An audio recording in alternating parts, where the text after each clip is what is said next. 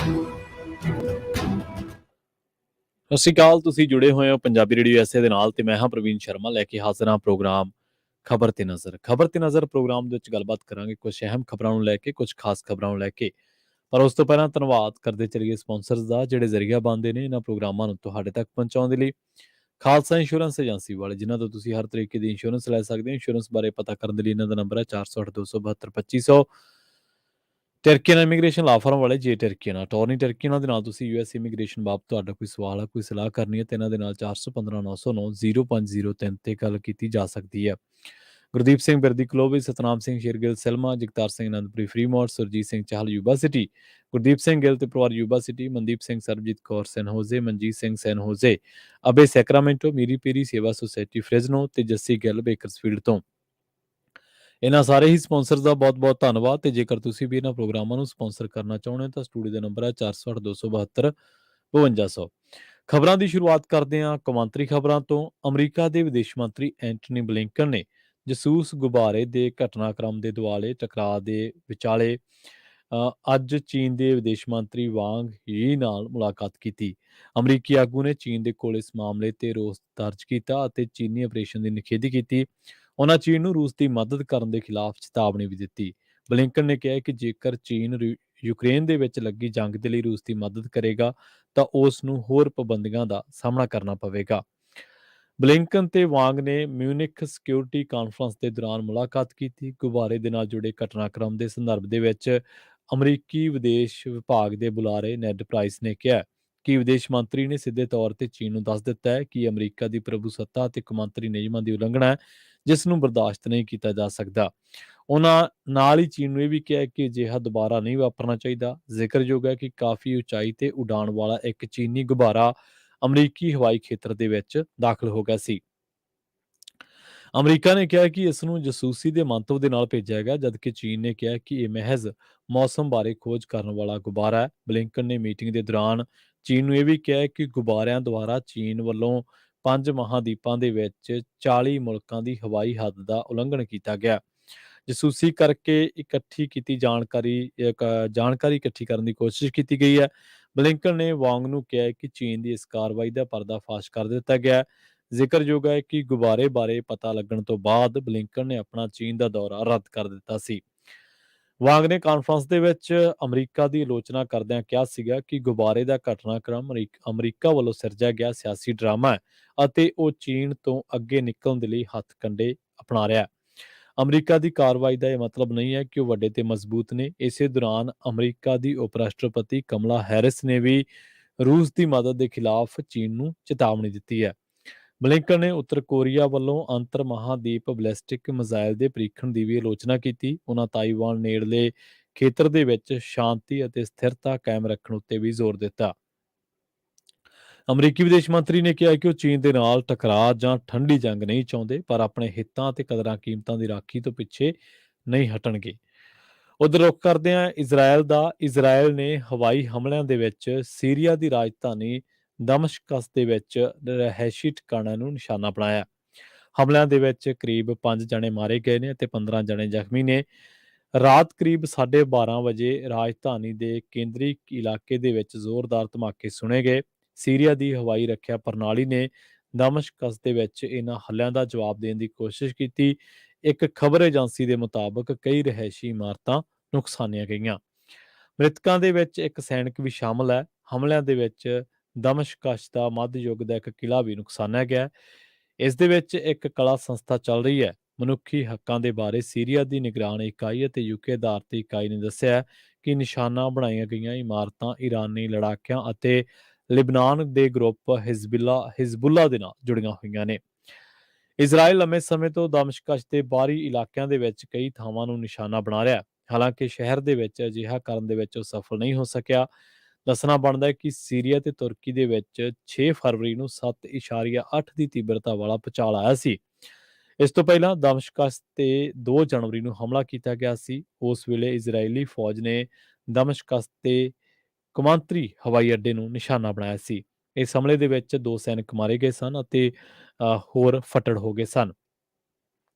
Israel ਨੇ ਸਰਕਾਰੀ control ਵਾਲੇ ਸੀਰੀਆ ਦੇ ਕਈ ਹਿੱਸਿਆਂ ਨੂੰ ਪਿਛਲੇ ਸਾਲਾਂ ਦੇ ਦੌਰਾਨ ਨਿਸ਼ਾਨਾ ਬਣਾਇਆ। ਹਾਲਾਂਕਿ ਇਹਨਾਂ ਆਪਰੇਸ਼ਨਾਂ ਦੀ ਉਹਨਾਂ ਖੁੱਲ੍ਹ ਕੇ ਜ਼ਿੰਮੇਵਾਰੀ ਨਹੀਂ ਲਈ।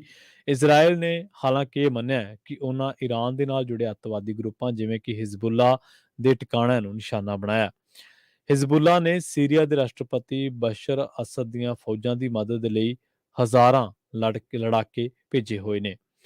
ਰੁਕ ਕਰਦੇ ਹਾਂ ਪੰਜਾਬ ਦੀਆਂ ਖਬਰਾਂ ਦਾ। ਗੱਲ ਕਰਾਂਗੇ ਸਿੱਧੂ ਮੂਸੇਵਾਲੇ ਦੀ ਯਾਦ ਦੇ ਵਿੱਚ ਜਾਂ ਕਹਿ ਲਓ ਕਿ ਸਮਰਪਿਤ ਕਬੱਡੀ ਕੱਪ ਅੱਧ ਵਾਟੇ ਰੱਦ ਕਰਨਾ ਪਿਆ। 4 ਮੈਚ ਖੇਡਣ ਤੋਂ ਬਾਅਦ ਟੀਮਾਂ ਵੱਲੋਂ ਮੈਦਾਨ ਦੇ ਵਿੱਚ ਉਤਰਨ ਤੋਂ ਇਨਕਾਰ ਕਰ ਦਿੱਤਾ ਗਿਆ।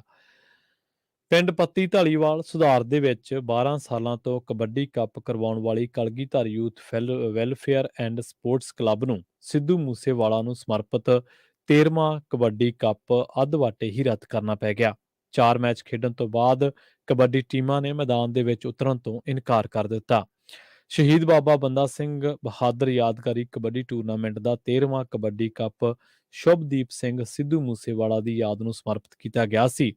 ਇਸ ਦੇ ਵਿੱਚ ਵੱਡੀ ਇਨਾਮੀ ਰਕਮ ਤੋਂ ਇਲਾਵਾ ਬਿਹਤਰੀਨ ਧਾਵੀ ਅਤੇ ਜਾਫੀ ਨੂੰ ਸਿੱਧੂ ਮੂਸੇਵਾਲਾ ਦੇ ਪਸੰਦੀਦਾ 59 ਟਰੈਕਟਰ ਇਨਾਮ ਵਜੋਂ ਦਿੱਤੇ ਜਾਣੇ ਸਨ।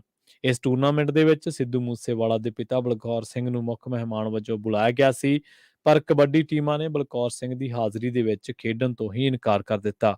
ਬਲਕੌਰ ਸਿੰਘ ਸੰਖੇਪ ਭਾਸ਼ਣ ਦੇ ਕੇ ਕੁਝ ਸਮੇਂ ਬਾਅਦ ਚਲੇ ਗਏ। ਕਲੱਬ ਅਤੇ ਪ੍ਰਬੰਧਕ ਭਾਵੇਂ ਸਿੱਧੇ ਤੌਰ ਤੇ ਇਹ ਮੰਨਣ ਤੋਂ ਇਨਕਾਰੀ ਰਹੇ, ਪਰ ਦਰਸ਼ਕਾਂ ਸਣੇ ਪਿੰਡ ਵਾਸੀਆਂ ਦੇ ਵਿੱਚ ਚਰਚਾ ਇਹ ਹੈ ਕਿ ਇਹ ਟੂਰਨਾਮੈਂਟ ਜੇਲ੍ਹਾਂ ਦੇ ਵਿੱਚ ਬੰਦ ਗੈਂਗਸਟਰਾਂ ਨੇ ਰੁਕਵਾਇਆ।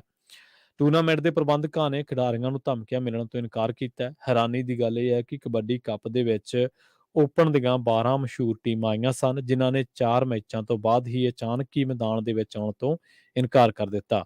ਪ੍ਰਬੰਧਕਾਂ ਨੇ ਨੇੜਲੇ ਪਿੰਡ ਨਾਨਕਸਰ ਕਲੇਰਾਂ ਦੇ ਵਿੱਚ ਚੱਲ ਰਹੇ ਕਬੱਡੀ ਟੂਰਨਾਮੈਂਟ ਦਾ ਹਵਾਲਾ ਦੇ ਕੇ ਹਕੀਕਤ ਤੇ ਪਰਦਾ ਪਾਉਣ ਦੀ ਕੋਸ਼ਿਸ਼ ਜ਼ਰੂਰ ਕੀਤੀ ਹੈ। ਸੂਤਰਾਂ ਤੋਂ ਮਿਲੀ ਜਾਣਕਾਰੀ ਦੇ ਮੁਤਾਬਕ ਲਾਰੈਂਸ ਬਿਸ਼ਨੋਈ ਦੇ ਕਰੀਬੀ ਗੈਂਗਸਟਰ ਜੱਗੂ ਭਗਵਾਨਪੁਰੀਆ ਵੱਲੋਂ ਟੀਮਾਂ ਨੂੰ ਟੂਰਨਾਮੈਂਟ ਦੇ ਵਿੱਚ ਆਉਣ ਤੋਂ ਰੋਕਣ ਦੀ ਖਬਰ ਵੀ ਹੈ।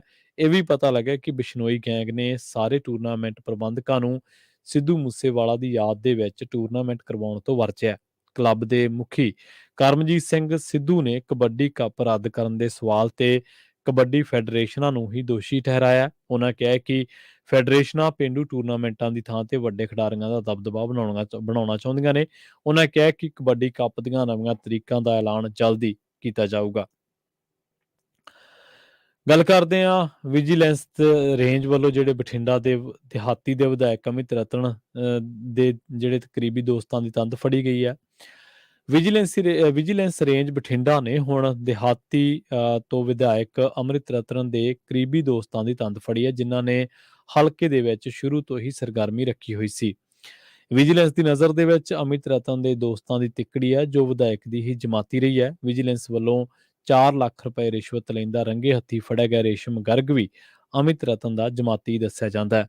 ਬੇਸ਼ੱਕ ਵਿਧਾਇਕ ਅਮਿਤ ਰਤਨ ਆਪਣਾ ਪੀਏ ਰੇਸ਼ਮ ਗਰਗ ਹੋਣ ਤੋਂ ਇਨਕਾਰ ਕਰ ਰਹੇ ਨੇ, ਪਰ ਇਹਨਾਂ ਕਰੀਬੀਆਂ ਵੱਲੋਂ ਹਲਕੇ ਦੇ ਵਿੱਚ ਵਿਛਾਏ ਜਾਲ ਨੂੰ ਵਿਜੀਲੈਂਸ ਛਾਣ ਰਹੀ ਹੈ। ਵਿਜੀਲੈਂਸ ਅਫਸਰਾਂ ਨੇ ਇਹਨਾਂ ਦੋਸਤਾਂ ਦੀ ਤਿੱਕੜੀ ਦੇ ਵਿੱਚ ਸ਼ਾਮਲ ਮੁਹਾਲੀ ਦੇ ਕਾਰੋਬਾਰੀ ਬਾਰੇ ਪੜਤਾਲ ਵੀ ਸ਼ੁਰੂ ਕੀਤੀ ਹੈ। ਅਹਿਮ ਸੂਤਰ ਦੱਸਦੇ ਨੇ ਕਿ ਵਿਜੀਲੈਂਸ ਤੱਕ ਰੀਅਲ ਅਸਟੇਟ ਕਾਰੋਬਾਰੀ ਵੀ ਪਹੁੰਚੇ ਨੇ, ਜਿਨ੍ਹਾਂ ਨੇ ਪਿਛਲੇ ਦਿਨਾਂ ਦੇ ਵਿੱਚ ਬਠਿੰਡਾ ਪਹੁੰਚੇ ਮੁੱਖ ਮੰਤਰੀ ਕੋਲ ਵੀ ਬਠਿੰਡਾ ਦਿਹਾਤੀ ਹਲਕੇ ਦੀ ਸ਼ਿਕਾਇਤ ਰੱਖੀ ਸੀ। ਮੁੱਖ ਮੰਤਰੀ ਆਖ ਚੁੱਕੇ ਨੇ ਕਿ ਭ੍ਰਿਸ਼ਟਾਚਾਰ ਦੇ ਮਾਮਲੇ ਦੇ ਵਿੱਚ ਕਿਸੇ ਨੂੰ ਵੀ ਬਖਸ਼ਿਆ ਨਹੀਂ ਜਾਵੇਗਾ। ਵਿਜੀਲੈਂਸ ਦੀ ਨਜ਼ਰ ਉਸ ਦਫ਼ਤਰ ਤੇ ਵੀ ਹੈ ਜੋ ਬਠਿੰਡਾ ਦਿਹਾਤੀ ਹਲਕੇ ਦੇ ਟਰੱਕ ਯੂਨੀਅਨ ਦੇ ਦਫ਼ਤਰ ਵਜੋਂ ਖੋਲ੍ਹਿਆ ਗਿਆ ਸੀ। ਚਰਚੇ ਛਿੜੇ ਨੇ ਕਿ ਆਉਂਦੇ ਦਿਨਾਂ ਦੇ ਵਿੱਚ 2-3 ਪਿੰਡਾਂ ਦੇ ਕਿਸਾਨ ਵੀ ਵਿਜੀਲੈਂਸ ਤੱਕ ਪਹੁੰਚ ਕਰ ਸਕਦੇ ਨੇ, ਜਿਨ੍ਹਾਂ ਨੂੰ ਇਸ ਮੱਕੜ ਜਾਲ ਦੇ ਵਿੱਚ ਫਸ ਕੇ ਜ਼ਮੀਨ ਤੱਕ ਵੇਚਣੀ ਪਈ ਹੈ। ਸੰਗਤ ਇਲਾਕੇ ਦੇ ਚੌਲ ਮਿੱਲ ਮਾਲਕਾਂ ਦੇ ਵਿੱਚ ਵੀ ਘੁਸਰ ਮੁਸਰ ਸ਼ੁਰੂ ਹੋ ਚੁੱਕੀ ਹੈ। ਰੇਸ਼ਮ ਗਰਗ ਇਸ ਵੇਲੇ ਵਿਜੀਲੈਂਸ ਦੇ ਕੋਲ ਪੁਲਿਸ ਰਿਮਾਂਡ ਤੇ ਹੈ। ਵਿਜੀਲੈਂਸ ਅਧਿਕਾਰੀ ਇਸ ਮਾਮਲੇ ਤੇ ਆਪਣਾ ਮੂੰਹ ਖੋਲ੍ਹਣ ਦੇ ਲਈ ਤਿਆਰ ਨਹੀਂ। ਸੂਤਰ ਦੱਸਦੇ ਨੇ ਕਿ ਵਿਜੀਲੈਂਸ ਕਾਲ ਰਿਕਾਰਡਿੰਗ ਦੀ ਪੜਤਾਲ ਕਰ ਰਹੀ ਹੈ। ਉਧਰ ਸ਼ਿਕਾਇਤ ਕਰਨ ਵਾਲਾ ਪ੍ਰਿਤਪਾਲ ਕੁਮਾਰ ਵੀ ਇਸ ਪੜਤਾਲ ਨੂੰ ਕਿਸੇ ਮੁਕਾਮ ਤੇ ਲਿਜਾਣ ਦੇ ਲਈ ਅੱਡੀ ਚੋਟੀ ਦਾ ਜ਼ੋਰ ਲਗਾ ਰਿਹਾ ਹੈ। ਉਧਰ ਰੁਕ ਕਰਗੇ ਲੁਧਿਆਣਾ ਤੋਂ ਆਮ ਆਦਮੀ ਪਾਰਟੀ ਦੇ ਵਿਧਾਇਕ ਮਦਨ ਲਾਲ ਬੱਗਾ ਨੇ ਆਪਣੇ ਨਿੱਜੀ ਸਹਾਇਕ ਬਣਨ ਦਾ ਮੌਕਾ ਆਪਣੇ ਪੁੱਤਰ ਗੌਰਵ ਖੁਰਾਣਾ ਨੂੰ ਦਿੱਤਾ ਹੈ। ਪਿਓ ਪੁੱਤ ਦੀ ਰਿਹਾਇਸ਼ ਦਾ ਇੱਕੋ ਪਤਾ ਟਿਕਾਣਾ ਹੈ। ਗੌਰਵ ਹੀ ਆਪਣੇ ਪਿਤਾ ਮਦਨ ਲਾਲ ਬੱਗਾ ਦੇ ਪੀਏ ਵਜੋਂ ਡਿਊਟੀ ਨਿਭਾਉਂਦਾ ਹੈ। ਬੇਸ਼ੱਕ ਸਰਕਾਰੀ ਨਿਯਮ ਇਸ ਦੀ ਮਨਾਹੀ ਕਰਦੇ ਨੇ, ਪਰ ਮੁੱਖ ਮੰਤਰੀ ਭਗਵੰਤ ਮਾਨ ਤਾੜਨਾ ਕਰ ਚੁੱਕੇ ਨੇ ਕਿ ਕਿ ਕੋਈ ਵੀ ਵਿਧਾਇਕ ਜਾਂ ਮੰਤਰੀ ਆਪਣੇ ਦੋਸਤ ਤੇ ਰਿਸ਼ਤੇਦਾਰ ਨੂੰ ਨਾਲ ਤੈਨਾਤ ਨਹੀਂ ਕਰੇਗਾ।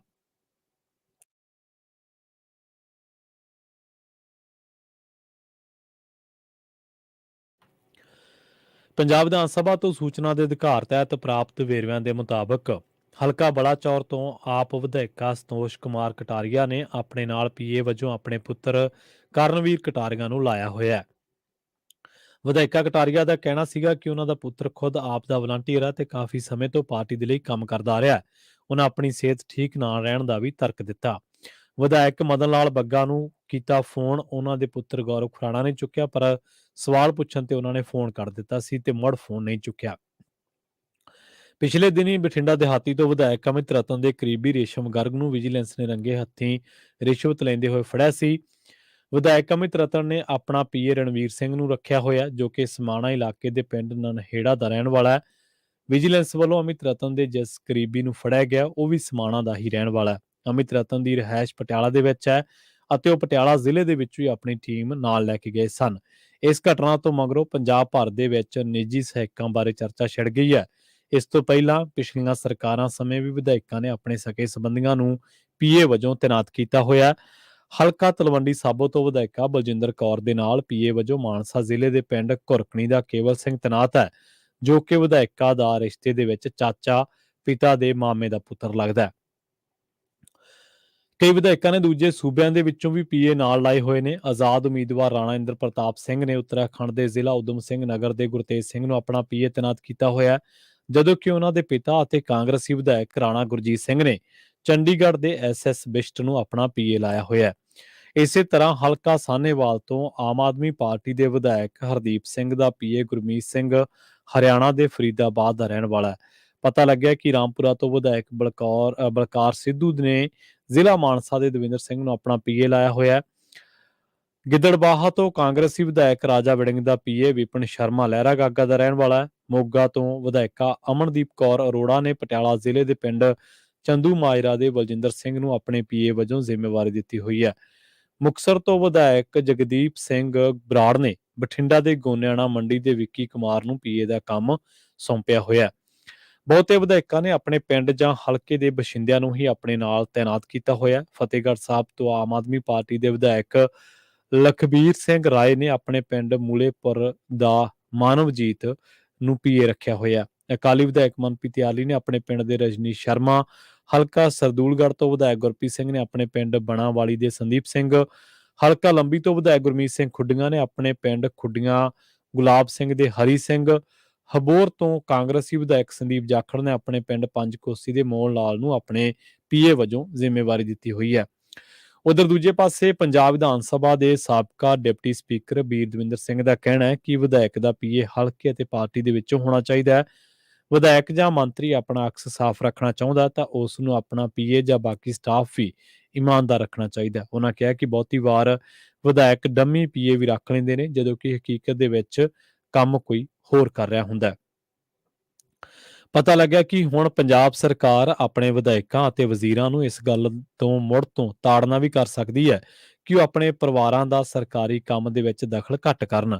ਮੁੱਖ ਮੰਤਰੀ ਭਗਵੰਤ ਮਾਨ ਪਹਿਲਾਂ ਹੀ ਇਸ ਗੱਲੋਂ ਨਾਰਾਜ਼ ਨੇ ਕਿ ਉਹਨਾਂ ਦੀ ਹਦਾਇਤ ਦੇ ਬਾਵਜੂਦ ਕਈ ਵਿਧਾਇਕਾਂ ਅਤੇ ਵਜ਼ੀਰਾਂ ਨੇ ਪਰਿਵਾਰਕ ਮੈਂਬਰਾਂ ਅਤੇ ਕਰੀਬੀਆਂ ਨੂੰ ਖੁੱਲੀ ਛੁੱਟੀ ਦਿੱਤੀ ਹੋਈ ਹੈ।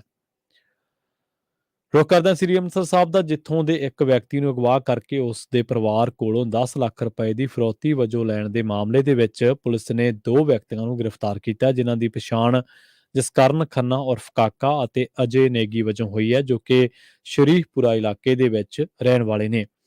ਪੁਲਿਸ ਨੇ ਇਹਨਾਂ ਦੇ 6 ਹੋਰ ਸਾਥੀਆਂ ਨੂੰ ਵੀ ਤਲਾਸ਼ਿਆ ਜਾ ਰਿਹਾ ਪੁਲਿਸ ਵੱਲੋਂ। ਇਹਨਾਂ ਦੇ ਵਿੱਚੋਂ 4 ਦੀ ਸ਼ਨਾਖਤ ਪੁਲਿਸ ਨੇ ਕਰ ਲਈ ਹੈ, ਜਿਨ੍ਹਾਂ ਦੇ ਨਾਮ ਭੁਪਿੰਦਰ ਸਿੰਘ ਉਰਫ ਲਾਡੀ, ਕੁਨਾਲ ਮਹਾਜਨ, ਮਯੰਕ ਮਹਾਜਨ ਅਤੇ ਸਾਹਿਲ ਦੁੱਗਲ ਉਰਫ ਲਾਲੀ ਨੇ, ਜਦੋਂ ਕਿ ਇਹਨਾਂ ਦੇ 2 ਹੋਰ ਸਾਥੀਆਂ ਦੀ ਸ਼ਨਾਖਤ ਕਰਨੀ ਬਾਕੀ ਹੈ। ਪੁਲਿਸ ਨੇ ਗ੍ਰਿਫਤਾਰ ਕੀਤੇ ਗਏ 2 ਵਿਅਕਤੀਆਂ ਕੋਲੋਂ 16,000 ਰੁਪਏ ਦੀ ਨਕਦੀ ਬਰਾਮਦ ਕਰ ਲਈ ਹੈ ਤੇ ਸਾਥੀਆਂ ਦੀ ਗ੍ਰਿਫਤਾਰੀ ਦੇ ਲਈ ਛਾਪੇ ਮਾਰੇ ਜਾ ਰਹੇ ਨੇ। ਤੇ ਰੁਕ ਕਰੀਏ ਮੋਹਾਲੀ ਦਾ, ਗੱਲ ਕਰੀਏ ਬੰਦੀ ਸਿੰਘਾਂ ਦੀ ਰਿਹਾਈ ਦੇ ਲਈ ਲੱਗੇ ਪੱਕੇ ਮੋਰਚੇ ਦੀ। ਬੰਦੀ ਸਿੰਘਾਂ ਦੀ ਰਿਹਾਈ ਦੀ ਮੰਗ ਅਤੇ ਹੋਰ ਮੰਗ ਸਮੇਤ ਹੋਰ ਸਿੱਖ ਮਸਲਿਆਂ ਨੂੰ ਲੈ ਕੇ ਜਥੇਦਾਰ ਜਗਤਾਰ ਸਿੰਘ ਹਵਾਰਾ ਕਮੇਟੀ ਅਤੇ ਹੋਰ ਸਿੱਖ ਜਥੇਬੰਦੀਆਂ ਦਾ ਮੋਹਾਲੀ ਚੰਡੀਗੜ੍ਹ ਦੀ ਸਾਂਝੀ ਹੱਦ ਉੱਤੇ ਪੱਕਾ ਮੋਰਚਾ ਜਾਰੀ ਹੈ। ਬੀਬੀਆਂ ਨੇ ਮੋਰਚਾ ਸੰਭਾਲਿਆ। ਕੌਮੀ ਇਨਸਾਫ ਮੋਰਚੇ ਦੇ ਬੈਨਰ ਹੇਠ ਬੀਬੀ ਰਜਿੰਦਰ ਕੌਰ ਦੀ ਅਗਵਾਈ ਦੇ ਵਿੱਚ ਔਰਤਾਂ ਦੇ 31 ਮੈਂਬਰੀ ਵਫਦ ਨੇ ਮੁੱਖ ਮੰਤਰੀ ਦੀ ਚੰਡੀਗੜ੍ਹ ਸਥਿਤ ਸਰਕਾਰੀ ਰਿਹਾਇਸ਼ ਵੱਲ ਵਧਣ ਦਾ ਯਤਨ ਕੀਤਾ, ਪਰ ਮੋਹਾਲੀ ਯੂਟੀ ਦੇ ਐਂਟਰੀ ਪੁਆਇੰਟ ਤੇ ਤੈਨਾਤ ਪੁਲਿਸ ਬਲ ਨੇ ਪ੍ਰਦਰਸ਼ਨਕਾਰੀ ਬੀਬੀਆਂ ਦਾ ਰਾਹ ਢੱਕ ਲਿਆ ਸੀ। ਪੁਲਿਸ ਵੱਲੋਂ ਰੋਕੇ ਜਾਣ ਤੇ ਬੀਬੀਆਂ ਉੱਥੇ ਹੀ ਧਰਨੇ ਤੇ ਬੈਠ ਗਈਆਂ। ਉਧਰ ਪੱਕੇ ਮੋਰਚੇ ਤੇ ਡਟੇ ਆਗੂਆਂ ਨੇ ਕਿਹਾ ਕਿ ਜਦੋਂ ਤੱਕ ਸਰਕਾਰਾਂ ਉਹਨਾਂ ਦੀਆਂ ਮੰਗਾਂ ਪ੍ਰਵਾਨ ਨਹੀਂ ਕਰ ਲੈਂਦੀਆਂ ਅਤੇ ਬੰਦੀ ਸਿੰਘ ਰਿਹਾ ਹੋ ਕੇ ਪੱਕੇ ਮੋਰਚੇ ਤੇ ਨਹੀਂ ਪਹੁੰਚਦੇ, ਉਦੋਂ ਤੱਕ ਸੰਘਰਸ਼ ਜਾਰੀ ਰਹੇਗਾ। ਕ੍ਰਾਂਤੀਕਾਰੀ ਕਿਸਾਨ ਯੂਨੀਅਨ ਦੇ ਸੂਬਾ ਜਨਰਲ ਸਕੱਤਰ ਗੁਰਮੀਤ ਸਿੰਘ ਮਹਿਮਾ ਨੇ ਦੱਸਿਆ ਕਿ ਬੰਦੀ ਸਿੰਘਾਂ ਦੀ ਰਿਹਾਈ ਦੇ ਲਈ ਚੱਲ ਰਹੇ ਪੱਕੇ ਮੋਰਚੇ ਦੀ ਹਮਾਇਤ ਦੇ ਵਿੱਚ ਸੰਯੁਕਤ ਕਿਸਾਨ ਮੋਰਚਾ ਦੇ ਸੀਨੀਅਰ ਆਗੂ ਅਤੇ ਸਰਗਰਮ ਕਿਸਾਨ ਵੱਡੀ ਗਿਣਤੀ ਦੇ ਵਿੱਚ ਕੱਲ੍ਹ ਦੇ ਦਿਨ ਦੇ ਵਿੱਚ ਸ਼ਮੂਲੀਅਤ ਕਰਨਗੇ ਅਤੇ ਕੌਮੀ ਇਨਸਾਫ ਮੋਰਚੇ ਨੂੰ ਸਮਰਥਨ ਦੇਣ ਦਾ ਐਲਾਨ ਕੀਤਾ ਜਾਵੇਗਾ। ਇਸ ਦੇ ਨਾਲ ਹੀ ਪ੍ਰੋਗਰਾਮ ਖਬਰ ਤੇ ਨਜ਼ਰ ਨੂੰ ਆਪਾਂ ਇੱਥੇ ਹੀ ਸਮਾਪਤ ਕਰਾਂਗੇ। ਮੈਨੂੰ ਪ੍ਰਵੀਨ ਸ਼ਰਮਾ ਨੂੰ ਇੱਥੇ ਦਿਓ ਇਜਾਜ਼ਤ। ਜੁੜੇ ਰਹੋ ਪੰਜਾਬੀ ਰੇਡੀਓ USA ਦੇ ਨਾਲ ਤੇ ਆਖਿਰ ਦੇ ਵਿੱਚ ਇੱਕ ਵਾਰ ਫਿਰ ਤੋਂ ਤੁਹਾਨੂੰ ਸਭ ਨੂੰ ਪਿਆਰ ਸਤਿਕਾਰ ਸਹਿਤ ਸਤਿ ਸ਼੍ਰੀ ਅਕਾਲ।